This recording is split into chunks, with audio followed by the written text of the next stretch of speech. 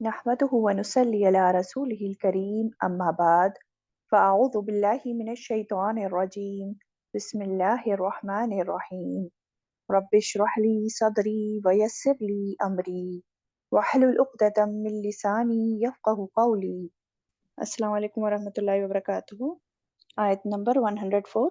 वइज़ा क़ील लहुम, और जब कहा जाता है उन्हें, तआलौ आओ, इला मा अंज़लल्लाहु, तरफ उसके जो नाजिल किया अल्लाह ने, व इलर रसूल, और तरफ रसूल के, क़ालू, वो कहते हैं, हस्बुना, काफ़ी है हमें, मा वजदना, जो पाया हमने, अलैहि, उस पर, आबाअना, अपने आबा व अजदाद को।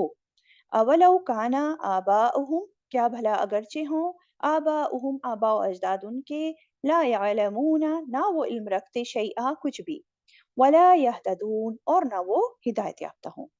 इसका तर्जुमा था ये। देखते हैं डिटेल क्या बताया जा रहा है इसमें। फरमाया वइज़ा क़ील लहुम तआलौ इला मा अंज़लल्लाहु व इला रसूल, और जब कहा जाता है उन्हें, आओ तरफ उसके जो नाजिल किया अल्लाह ने और तरफ रसूल के। जब उनको कहा जाता है कि आओ उसकी तरफ जो अल्लाह ने नाजिल किया, अल्लाह ने क्या नाजिल किया है? कुरान मजीद, यानी कि कुरान मजीद की तरफ आओ। जब उनको कुरान मजीद की तरफ बुलाया जाता है और उनसे कहा जाता है आओ तरफ रसूल के, यानी कि आप सल्लल्लाहु अलैहि वसल्लम की तरफ ना, जब आप सल्लल्लाहु अलैहि वसल्लम हयात थे तब आप सल्लल्लाहु अलैहि वसल्लम की जात की तरफ आओ, ये मुराद है। और आप सल्लल्लाहु अलैहि वसल्लम की वफात के बाद आप सल्लल्लाहु अलैहि वसल्लम की हदीस, आपकी सुन्नत, आपको जो हिकमत मिली थी, उसकी तरफ आओ, ये मुराद है, ठीक है? तो जब उनको इस तरह बुलाया जाता है, तो वो लोग क्या जवाब देते हैं? वो कहते हैं, क़ालू, वो कहते हैं, हस्बुना मा वजदना अलैहि आबाना, हस्बुना, काफ़ी है हमें। वो लोग क्या कहते हैं? कि काफ़ी है हमारे लिए वो जो जिस पर हमने अपने आबा व अजदाद को पाया है। यानी कि वो अल्लाह और रसूल की बात मानने को तैयार ही नहीं होते और अपने आबा व अजदाद के तरीकों को कुरान और सुन्नत पर तरजीह देते हैं। यानी कि कुरान और सुन्नत को नहीं मानते, अपने आबा व अजदाद के तरीकों को ही बस मानते रहते हैं। और देखें आज भी ऐसे मुसलमान हैं, उनको कुरान और सुन्नत की वाज़ेह दलील बताई जाती है, समझाया जाता है कुरान और सुन्नत के साथ वाज़ेह दलील देकर। लेकिन वो क्या कहते हैं? वो तो यही कहते हैं कि हम तो वही करेंगे जो हमारे बाप-दादा करते आए हैं, वो बड़े नेक लोग हैं हमारे बाप-दादा, वो जो करते हैं सही करते हैं और वही काफ़ी है हमारे लिए।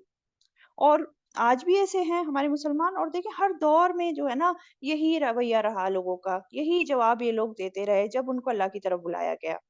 जैसे कि सूरह ज़ुख़रुफ़ आयत 23 अगर हम देखें तो उसमें भी यही बात है। अल्लाह ताला फरमा रहे हैं कि वकज़ालिका मा अरसलना मिन क़ब्लिका फ़ी क़रयतिन मिन नज़ीरिन इल्ला क़ाला मुत्रफ़ूहा इन्ना वजदना आबाअना अला उम्मतिन व इन्ना अला आसारिहिम मुक़्तदून। क्या मतलब हुआ इसका?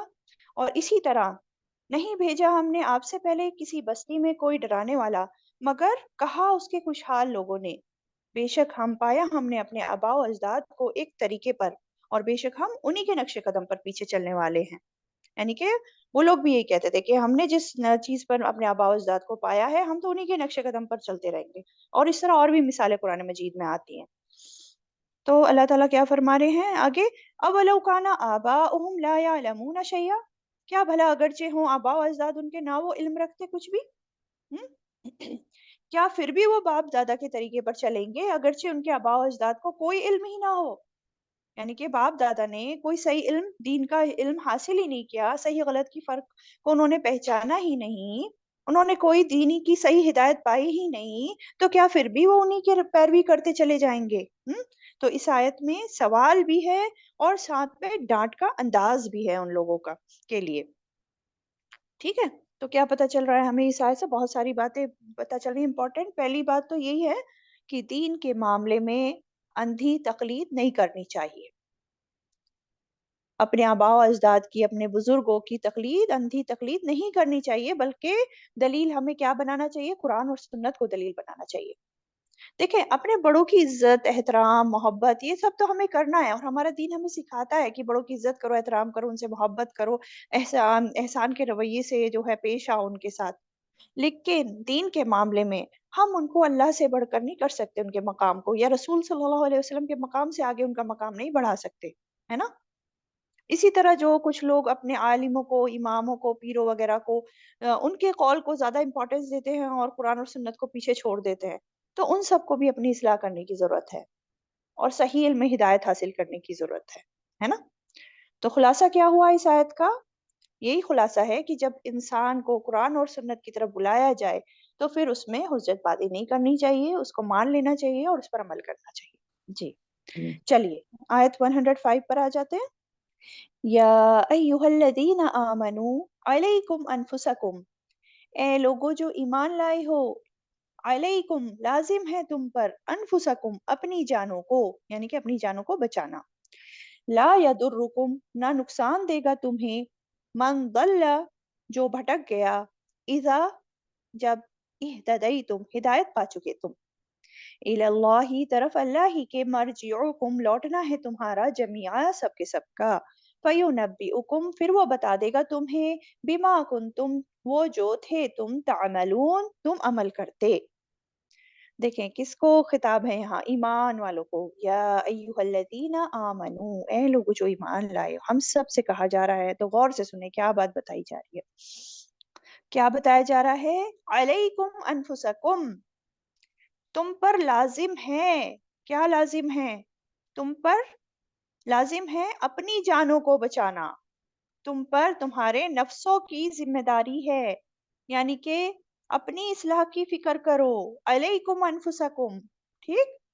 لا یضرکم من ضل اذا اہتدیتم، نہ نقصان دے گا تمہیں جو بھٹک گیا جب ہدایت پا چکے تم، یعنی کہ جب تم اپنی پوری کوشش کرو، اپنی اصلاح کر لو اور امر بالمعروف نہی عن المنکر بھی کرتے رہو، اور اپنے فریضے کو جب تم پورا کرتے رہو، یعنی کہ جب تم بات بتا چکو اور پھر بھی اگر کوئی نہیں مانتا تمہاری بات اور غلط راستے پر ہی چلتا رہتا ہے، تو پھر تمہاری پکڑنی ہوگی، تمہاری کوئی پوچھ نہیں ہوگی، اس کی گمراہی کا جو وبال ہے وہ تم پر نہیں پڑے گا، کیونکہ تم نے تو اپنا فریضہ پورا کر لیا ہے نا۔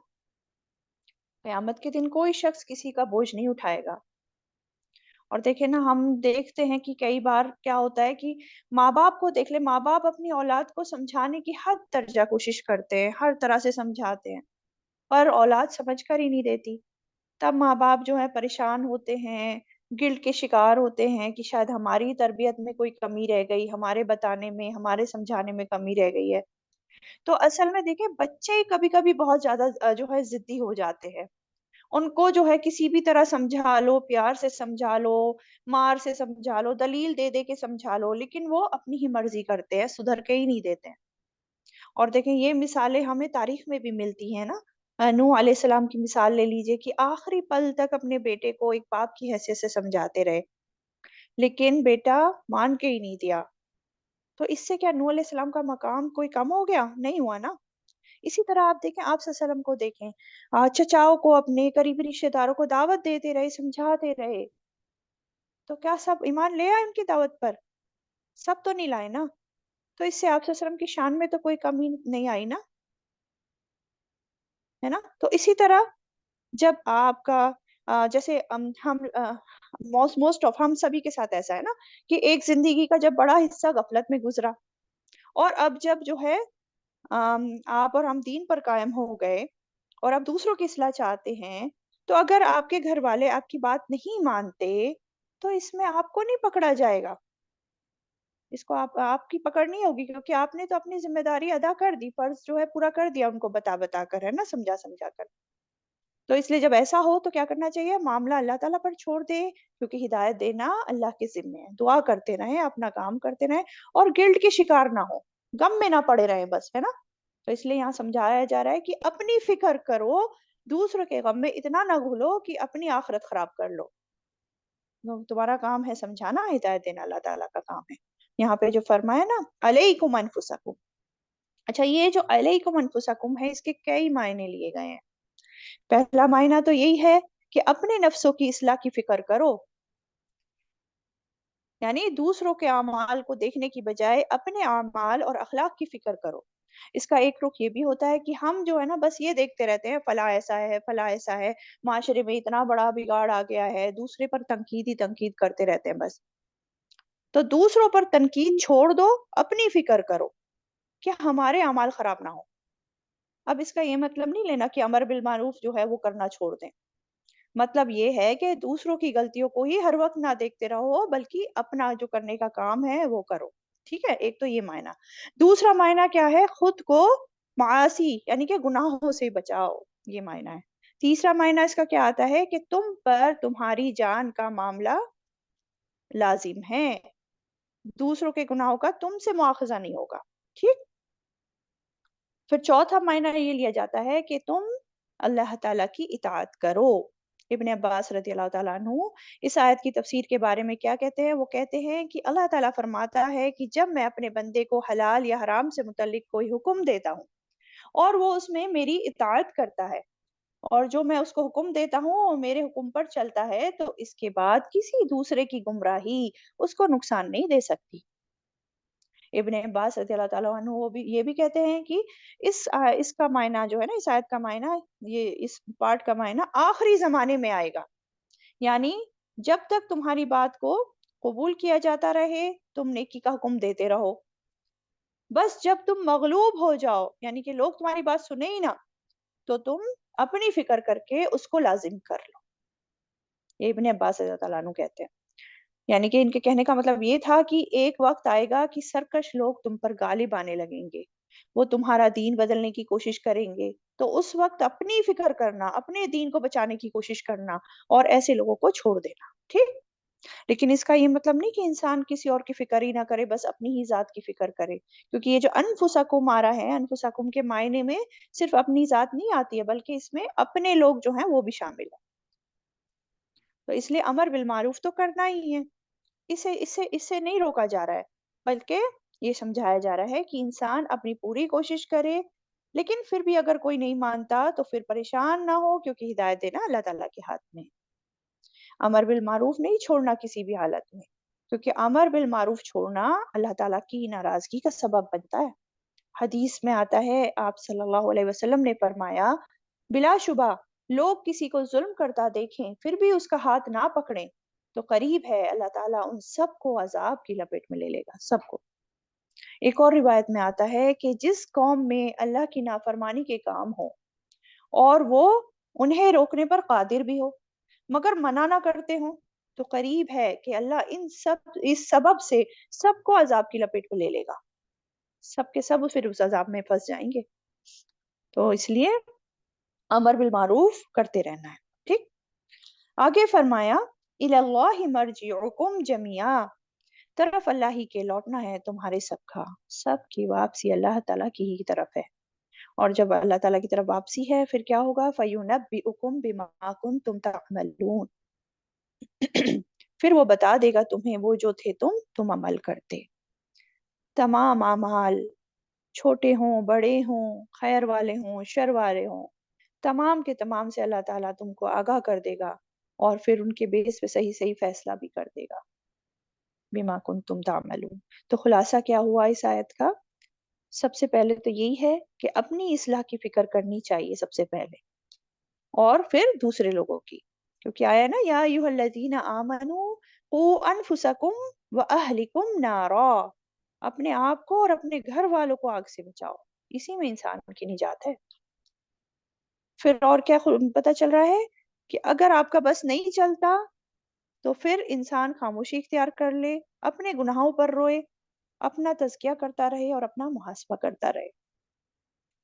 اور پھر یہ بھی بات ہے کہ دوسروں کو نصیحت کرنے سے پہلے خود کو نصیحت کرے انسان، ایسا نہ ہو کہ دوسروں کو تو بس خیر سکھاتا رہے اور خود کو بھول جائے، ورنہ وہ کیسا ہو جائے گا؟ ورنہ اس کی مثال ایسی ہوگی جیسے کہ ایک چراغ ہوتا ہے، وہ دوسروں کو تو روشنی دیتا رہتا ہے لیکن خود جل کے رہ جاتا ہے۔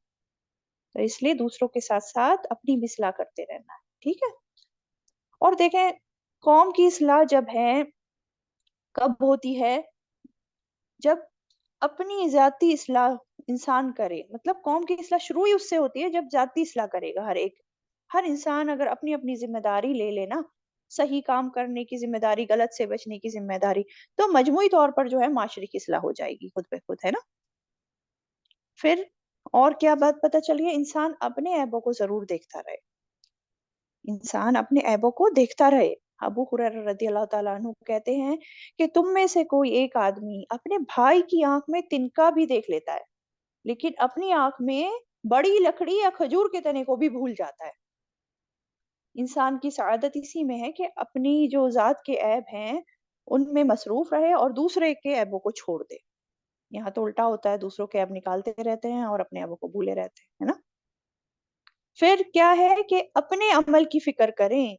अबू दरदा रज़ी अल्लाह तआला अन्हु कहते हैं, मुझे अपने रब से क़यामत के दिन इस बात से डर लगता है कि वो मुझे सारी मख़लूक़ के सामने बुलाए और मुझसे कहे, ओ अमीर, मैं कहूँगा ए मेरे रब मैं हाज़िर हूँ। तो वो पूछेंगे, अल्लाह ताला मुझसे पूछेगा, जो तुमने सीखा उस पर अमल किया क्या? इसलिए अपने अमाल की फ़िक्र करें। फिर ये बात भी आती है कि अगर कोई शख्स बद-अख़लाक़ी बरत रहा है, तो हमें अपना अख़लाक़ नहीं बिगाड़ना है उसके बदले में, ठीक? और आखिरी बात ये कि जब फितनों का दौर हो और लोग जो हैं बात सुनने को तैयार ना हों, तो अपनी इस्लाह पर तवज्जो करनी चाहिए, क्योंकि क़यामत के दिन फिर हर इंसान को अपने-अपने अमाल का जो है हिसाब देना होगा, अपने अमाल की ज़िम्मेदारी उसको उठानी है, उसी का जवाबदेह है वो। नेक्स्ट आयत 106 पर आ जाते हैं। या अय्युहल्लज़ीना आमनू, ए लोगो जो ईमान लाए हो, शहादतु बैनिकुम, गवाही हो तुम्हारे दरमियान, इज़ा हदर अहदकुमुल मौत, जब हाजिर हो तुम में से किसी एक को मौत, हिनल वसीयत इस्नानी, वक्त वसीयत के दो, ज़वा अदलिन, अदल वालों की, मिनकुम तुम में से, औ आखरानी, या दो और, मिन गैरिकुम तुम्हारे अलावा से, इन अंतुम अगर तुम दरअतुम सफर कर रहे हो तुम फिल अर्द जमीन में, फअसाबतकुम फिर पहुंचे तुम्हें मुसीबतुल मौत मुसीबत मौत की, तहबिसूनहुमा तुम रोक लो उन दोनों को, मिन बादी बाद अस्सलाती नमाज के, फयुक्सिमानी बिल्लाह फिर वो दोनों कसमें खाएं अल्लाह की, इनिर तब तुम अगर शक करो तुम, ला नश्तरी बिही ना हम लेंगे साथ उसके समानन कोई कीमत, वलौ काना और अगरचे हों वो जा कुर्बा रिश्तेदार, वला नक्तुम और ना हम छुपाएंगे शहादत अल्लाही गवाही को अल्लाह की, इन्ना बेशक हम इज़ल लमिनल आसिमीन बेशक हम तब अलबत्ता गुनाहगारों में से होंगे। ये आयत 106 का तर्जुमा है। देखते हैं। अब बेसिकली इस आयत में ज़िंदगी जीने का एक कायदा बताया जा रहा है। देखें, इंसान दुनिया में आता है और एक दिन उसको जाना भी होता है। अब जब वो ज़िंदगी गुज़ार रहा होता है दुनिया में, जब तक वो ज़िंदा होता है, तो मुख्तलिफ़ काम करता रहता है, माल भी कमाता है और अपने कामों के सिलसिलों में काम माल कमाने के सिलसिले में जो है सफ़र भी करता है, घर से बाहर भी जाता है। और देखें, इंसान की मौत का वक़्त जो है वो मुकर्रर है। हो सकता है सफ़र में घर से बाहर ही उसकी मौत आ जाए, है ना? और क्योंकि मौत कभी भी कहीं भी आ सकती है, तो इंसान को उसकी तैयारी भी करके रखनी होती है। और उस तैयारी में ये भी है कि हमारे मरने के बाद हमारे ज़िम्मे जो काम हैं, जो काम हम आज कर रहे हैं, वो कौन करेगा? हमारी जो मिल्कियत में चीज़ें हैं, थोड़ी हों या कम हों, वो किसके पास जाएँगी? कौन उन्हें सँभालेगा? और हमारे पास अगर किसी का कर्ज़ है या अमानतें हैं, तो उनको हमारे बाद कौन लौटाएगा? तो ये सब जो है हमें सोच कर रखना चाहिए। अब इसके लिए सबसे पहले क्या करना है? सबसे पहले तो इसमें ये बात है कि हम हर दिन अपनी ज़िम्मेदारियों को पूरा करके सोएँ, है ना? हर दिन की ज़िम्मेदारी उसी दिन पूरी करें, आगे के लिए पेंडिंग में ना छोड़ें। लेन-देन है किसी से तो उसको भी लिख कर रखें ताकि बाद वालों को मुश्किल ना पड़े उसकी हमारी वज़ह से। अब लेकिन सब कुछ करने के बावजूद भी बाज़ वक़्त क्या होता है, ऐसे हालात हो जाते हैं कि इंसान का कुछ बाकी रह जाता है और वो सफ़र में होता है और उसको मौत आ जाती है। तो अब क्या किया जाए? वो इस आयत में जो है बताया गया है। अगर मैं इसको थोड़ा शॉर्ट में अगर बता दूँ तो इस आयत में यही बात बताई जा रही है कि ऐ ईमान वालों, जब तुम सफ़र की हालत में हो और तुम पर मौत के आसार ज़ाहिर होने लगें और तुम्हारे पास कोई माल हो, तो अल्लाह का ये हुक्म है कि मुसलमानों में से 2 साहिब अदल गवाह बना लो और अगर मुसलमान ना मिलें, तो गैर मुसलमानों में से 2 अदल वाले सच्चे लोगों को उस वसीयत पर गवाह बना लो, जो मय्यत के वारिसों के पास मरने वाले का सामान पहुँचा देंगे बाद में। और उस वसीयत के बारे में उन दोनों को गवाह बना लो, ठीक है। अब अगर उन दोनों गवाहों के बारे में उस मैयत के वरसा को शक हो जाए, वो गए हैं उसके पास सामान लेके, उसकी वसीयत लेके वारिसों के पास, लेकिन अब वारिसों को शक हो जाए कि उन दोनों ने खयानत की है और मैयत का कुछ माल छुपा लिया है, तो उनको नमाज के बाद हलफ उठाने के लिए, कसम उठाने के लिए रोक लिया जाएगा। फिर वो अल्लाह की कस्में खाएंगे और कहेंगे कि हम इस माल की वजह से अल्लाह की झूठी कस्में नहीं खाएंगे, चाहे जिसे हम फायदा पहुंचाने के लिए कसम खा रहे हैं वो हमारा रिश्तेदारी क्यों ना हो। और जिस गवाही का अल्लाह ने हुक्म दिया है हम उसे नहीं छुपाएंगे, और अगर हम ऐसा करेंगे तो यकीनन हम गुनहगारों में से होंगे। तो ये पूरी आयत का जो है खुलासा, मतलब ये बताया जा रहा है इस आयत में। अब इसको थोड़ा थोड़ा करके थोड़ा सा देख लेते हैं क्या बताया जा रहा है। या अय्युहल्लज़ीना आमनू शहादतु बैनिकुम, ए लोगो जो ईमान लाए हो, तुम्हारे आपस की गवाही, शहादतु यानी वसीयत के मौके पर जो लोग मौजूद हों वो जो हैं वो गवाही दें। या शहादतु, गवाही का मतलब कसम भी आता है, तो इसका मतलब क्या हो जाएगा, या तुम्हारी कसमें। इजा हदरा अहदकुमुल मौतु, जब तुम में से किसी को किसी की मौत का वक्त आ जाए।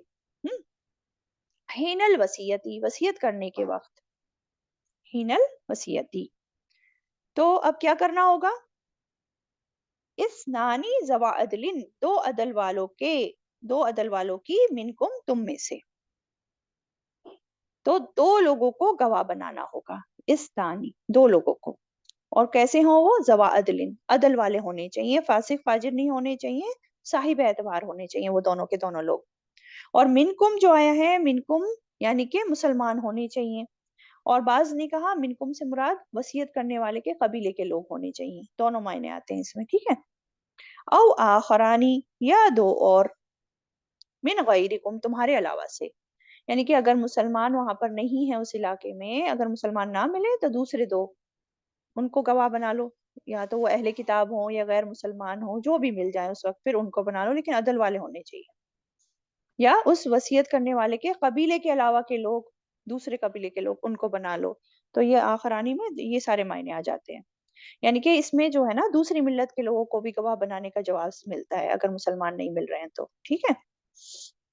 फिर आगे क्या बताया जा रहा है, औ आखरानी मिन गैरिकुम, आगे है इन अंतुम दरबतुम फिल अर्दी, अगर तुम सफर कर रहे हो तुम जमीन में, जब तुम मतलब सफर पे निकले हो और जब ऐसा हो रहा है ना, फ़असाबतकुम, फिर पहुंचे तुम्हें मुसीबतुल मौत, मुसीबत मौत की।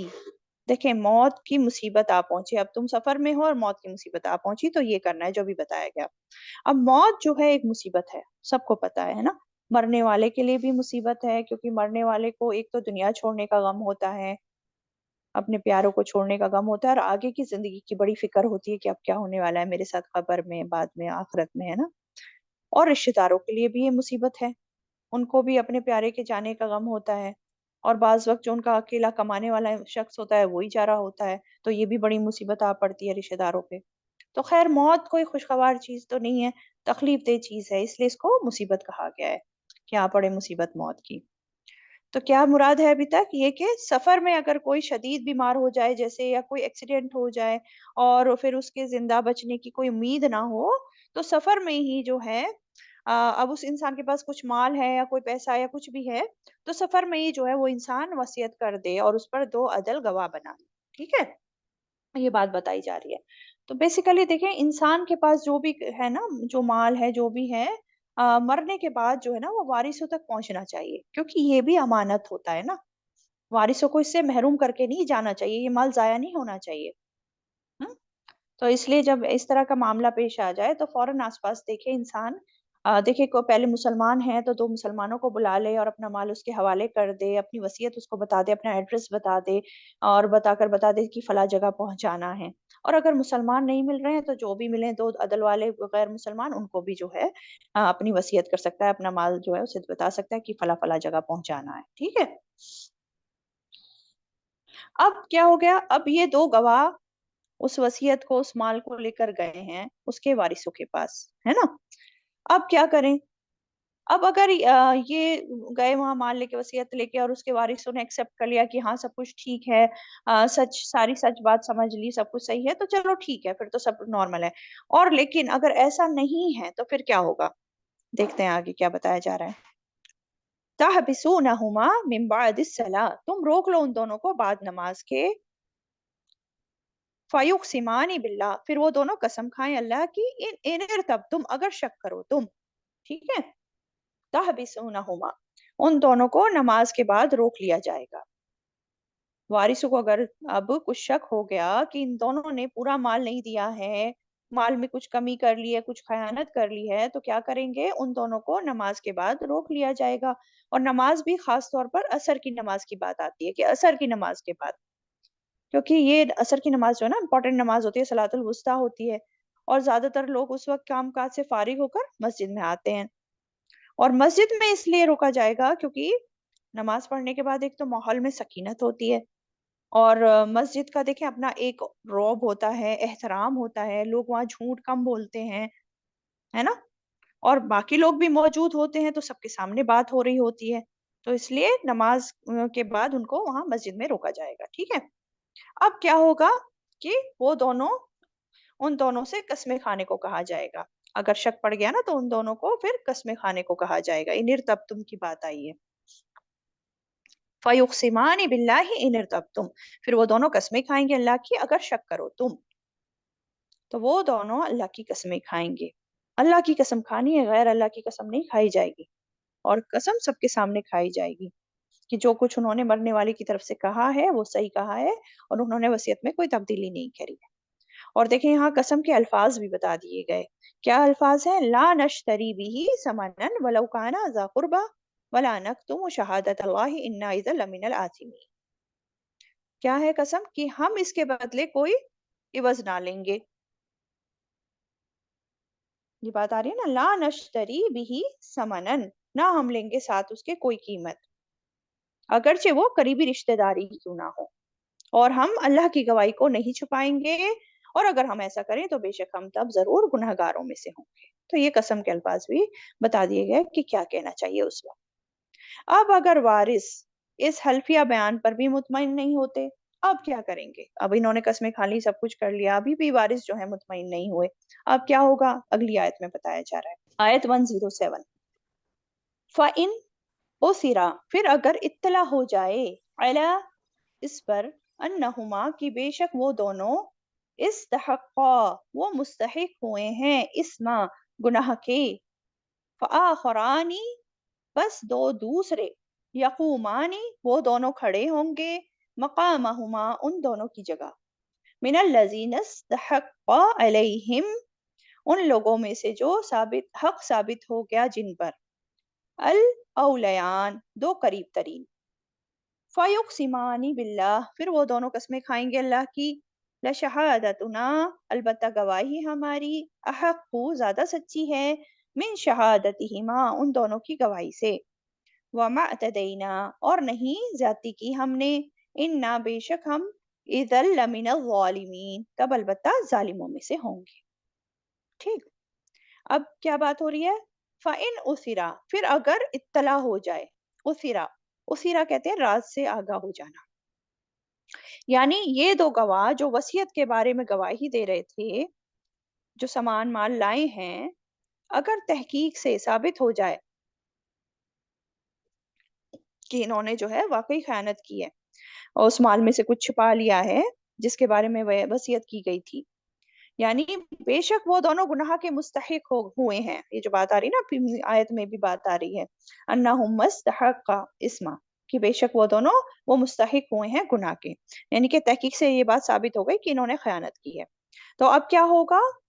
تو دو دوسرے، وہ دونوں کھڑے ہوں گے ان دونوں کی جگہ، فآخران یقومان مقامہما من الذین استحق علیہم، یعنی پچھلے دو کی جگہ اب دوسرے دو میت کے وارثوں میں سے کھڑے ہوں گے، ان لوگوں میں سے حق ثابت ہو گیا جن پر، یہ کیا بات ہے؟ ان لوگوں میں سے حق ثابت ہو گیا جن پر، یعنی میت کے ترکے کے جو حقدار ہیں، وارث مراد ہے یہاں پر، اب وہ جو ہیں ان میں سے دو لوگ کھڑے ہوں گے، الاولیانی، قریب ترین دو لوگ کھڑے ہوں گے، ٹھیک ہے، تو یہاں یہ بات بتائی جا رہی ہے کہ وارثوں میں سے بھی کون قسم کھائے گا؟ دو وارث جو مرنے والے کے قریب ترین ہیں، جیسے کہ میت کے بیٹے وغیرہ، بیٹی بیٹے، یہ سب بیٹے مینلی مرد، دو مرد ہے نا۔ اب یہ کیا کریں گے؟ اب یہ دونوں جو ہیں یہ دونوں قسمیں کھائیں گے اللہ کی، اور یہ بھی کہیں گے کہ البتہ ہماری گواہی زیادہ سچی ہے ان دونوں کی گواہی سے۔ فَيُقْسِمَانِ بِاللَّهِ، کیا قسم کھا رہے ہیں یہ؟ لَشَهَادَتُنَا، البتہ گواہی ہماری، احق، زیادہ سچی ہے، من شہادتہما، ان دونوں کی گواہی سے۔ یہ قسم کھا رہے ہیں۔ وارث قسم کھائیں گے کہ ہماری گواہی وصیوں کی، یعنی کہ وصیت لانے والوں کی گواہی سے زیادہ سچی ہے، یعنی پچھلے دونوں کی گواہی باطل ہے، ہم اس پر اعتبار نہیں کرتے، انہوں نے تو جھوٹی قسمیں کھائی تھی۔ ٹھیک ہے، تو اب کیا ہوگا؟ جو گواہی وارثوں کی ہے وہ قبول کی جائے گی، جو پچھلے دو خیانت کرنے والے ہیں ان کی گواہی نہیں مانی جائے گی۔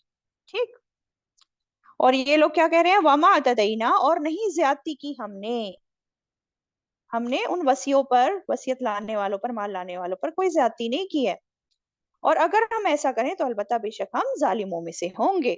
وما اعتدینا انا اذا لمن الظالمین، اگر ہم ایسا کریں گے تو بے شک ہم تب البتہ ظالموں میں سے ہوں گے۔ یعنی کہ ہم نے جو ان کی قسم کو باطل قرار دیا ہے، ہم نے جو ان کی قسم کو رد کر دیا ہے، تو یہ ہم نے کوئی زیادتی نہیں کی ہے، اگر ہم نے ایسا کریں گے تو ہم بے شک ظالم ہو جائیں گے، ظالموں میں سے شمار ہو جائیں گے۔ ٹھیک ہے، نیکسٹ آیت دیکھتے ہیں 108۔ ذالکا، یہ، ادنا، زیادہ قریب ہے، ان، یہ کی، یا اتو، وہ لائیں، بالشہادتی، گواہی کو، علی وجہہا، اس کے اصل رخ پر، او یخافو، یا وہ ڈریں، ان، یہ کہ، تردہ، رد کر دی جائیں گی، ایمان، قسمیں ان کی، بعد ایمانہم، بعد ان ورثہ کی قسموں کے، واتقوا اللہ، اور ڈرو اللہ سے، واسمعوا، اور سنو، واللہ لا یہدی القوم الفاسقین، اور اللہ نہیں وہ ہدایت دیتا ان لوگوں کو جو فاسق ہیں۔ اب کیا بات ہو رہی ہے یہاں پہ؟ ذالک ادنا، یہ زیادہ قریب ہے، یہ کیا، یہ طریقہ جو تمام طریقہ بتایا ابھی پچھلے آیتوں میں، تو یہ طریقہ زیادہ قریب ہے کہ وہ گواہی کو اس کے اصل رخ پر لائیں، یعنی کہ یہ وصیت لانے والے، جب ان کو یہ ڈر ہوگا کہ لوگوں پر ان کی حقیقت پتہ چلے گی کہ ہم نے غلط قسمیں کھائی ہیں تو ہماری قسمیں رد بھی ہو سکتی ہیں، تو جب ان کو یہ ڈر ہوگا نا، ان وصیت لانے والے کو، تو پھر یہ صحیح صحیح بات ہی کریں گے، خیانت نہیں کریں گے۔ کیا بات سمجھ آئی؟ یہ بات سمجھ آئی کہ یہ جو پورا طریقہ بتایا گیا ہے نا، کہ قسموں کو اس طرح رد کرنے کا جو حکم دیا گیا ہے، یہ اس لیے تاکہ لوگ صحیح صورت پر، صحیح طریقے پر گواہی کو ادا کریں۔ ذالک ادنا ان یاتوا بالشہادۃ علی وجہہا، یہ زیادہ قریب ہے کہ وہ لائیں گواہی کو اس کے اصل رخ پر، ٹھیک ہے، صحیح طریقے پر وہ لوگ گواہی کو ادا کریں۔ او یخافو، یا وہ ڈریں گے کہ ان کی قسمیں ان کی ورثاء کی قسموں کے بعد پھیر دی جائیں گی، یعنی کہ پہلے والے دو لوگ، ان کو ڈر ہوگا کہ جب ورثہ جو ہیں، میت کے وارث جو ہیں، وہ قسمیں کھائیں گے تو ان کی قسموں کو پھیر دیا جائے گا۔ او یخافو ان ترد ایمان بعد ایمانہم، یا وہ ڈرے کہ رد کر دی جائیں گی ان کی قسمیں بعد ان ورثہ کی قسموں کے۔ ٹھیک، یعنی جب وصیت لانے والے وہ دو شخص یہ جان لیں گے کہ اگر انہوں نے غلط گواہی دی ہے تو میت کے ورثہ جو ہیں ان کو پکڑیں گے، ان کے خلاف گواہی دیں گے، تو وہ ڈر کر پہلے ہی سیدھے رہیں گے اور صحیح صحیح گواہی دیں گے، کیونکہ ان کی اکاؤنٹیبلٹی ہونی ہے نا، اس لیے تو یہ طریقہ اس لیے رکھا ہے تاکہ لوگ سچی گواہی دیں اور ان کو یہ فکر ڈر ہو کہ بات انہی پر الٹ سکتی ہے۔ ٹھیک ہے، تو یہ سب کیا ہے؟ قسموں کی حفاظت، اور قسموں کی حفاظت کرنی بہت ضروری ہے کیونکہ اس میں اللہ کا نام لیا جاتا ہے نا۔ واتقوا اللہ، اور اللہ سے ڈرو، واتقوا اللہ واسمعوا، اور سنو، تو جو بھی حکم اللہ تعالیٰ دے رہے ہیں اس کو توجہ سے سنو، اس کی طرف پوری توجہ کرو، اور اس میں سنو میں کیا آ جاتا ہے؟ عمل کرنے کی بات آتی ہے، اور اطاعت کرو، عمل کرو، اللہ کا تقوی اختیار کرتے ہوئے، واتقوا اللہ، ٹھیک ہے، اور اللہ، واللہ لا یہدی القوم الفاسقین، اور اللہ نہیں وہ ہدایت دیتا ان لوگوں کو جو فاسق ہیں۔ یعنی کہ اگر تم تقوی اختیار نہیں کرتے، اللہ تعالیٰ کے احکامات کو غور سے نہیں سنتے، ان پر عمل نہیں کرتے، تو پھر تم فاسق ہو جاؤ گے، اور فاسقوں کو اللہ تعالیٰ ہدایت نہیں دیتا۔ دیکھیں ان سب آیتوں سے ہمیں بہت ساری باتیں پتہ چل رہی ہیں، امپورٹنٹ باتیں۔ پہلے تو یہ ہے کہ وصیت کی مشروعیت پتہ چلتی ہے یہاں پہ، کہ ہمارے دین میں وصیت کرنا جائز ہے، درست ہے، ٹھیک ہے۔ پھر یہ بات پتہ چل رہی ہے کہ مرنے کے بعد، مرنے کے قریب، ناٹ بعد، مرنے کے قریب جو شخص ہوتا ہے، مرنے والا ہوتا ہے لیکن ابھی ہوش و حواس میں ہوتا ہے، تو اس کی بھی وصیت جو ہے قابل قبول ہوتی ہے، اس کی بھی وصیت مانی جائے گی، ٹھیک ہے۔ پھر وصیت پر جو ہے گواہ بھی بنانے چاہیے، 2 گواہ مرد مسلمان بنانے چاہیے، اور مسلمان نہیں ہے تو غیر مسلمان 2 گواہ بنا لے، ٹھیک ہے۔ پھر کیا پتا چلا، کیا دیکھا ہم نے، کہ شک کی صورت میں جو ہیں ان سے قسمیں اٹھوائی جا سکتی ہیں، ان گواہوں کا امتحان بھی لیا جا سکتا ہے، ان کو الگ الگ بلا کر ان سے تحقیق بھی کی جا سکتی ہے۔ پھر جس کے خلاف حق ثابت ہو اس سے مسئلے کی تفتیش کی جا سکتی ہے۔ پھر اور کیا بات پتہ چلی ہے، کہ غیر اللہ کی قسم نہیں کھانی چاہیے، صرف اللہ تعالیٰ کی قسم کھانی چاہیے، اور جھوٹی قسمیں بھی نہیں کھانی چاہیے، جھوٹی گواہی بھی نہیں دینی چاہیے۔ اگر انسان جھوٹی قسمیں کھائے گا، جھوٹی گواہی دے گا، تو بڑے بوال اس پر پڑ جائے گا، کیونکہ دیکھیں جھوٹی گواہی جو ہوتی ہے نا، کبیرہ گناہ ہوتا ہے۔ ابن مسعود کیا کہتے ہیں، وہ فرماتے ہیں، ابن مسعود رضی اللہ تعالیٰ عنہ، جھوٹی گواہی اللہ کے ساتھ شرک کرنے کے برابر ہے، ٹھیک ہے۔ اور آخری بات، اللہ تعالیٰ کا تقوی، اس کے حکموں کو سننا، اطاعت کرنا، یہ تمام اہل ایمان پر لازم ہے۔ اگر کوئی نافرمانی کرے گا تو پھر وہ اللہ تعالیٰ کی ہدایت سے محروم ہو جائے۔ اللہ تعالیٰ ہم سب کو ہدایت پر رکھے، سیدھے راستے پر رکھے، سچا بنائے ہمارے ہر معاملات میں۔ وآخر دعوانا ان الحمد للہ رب العالمین۔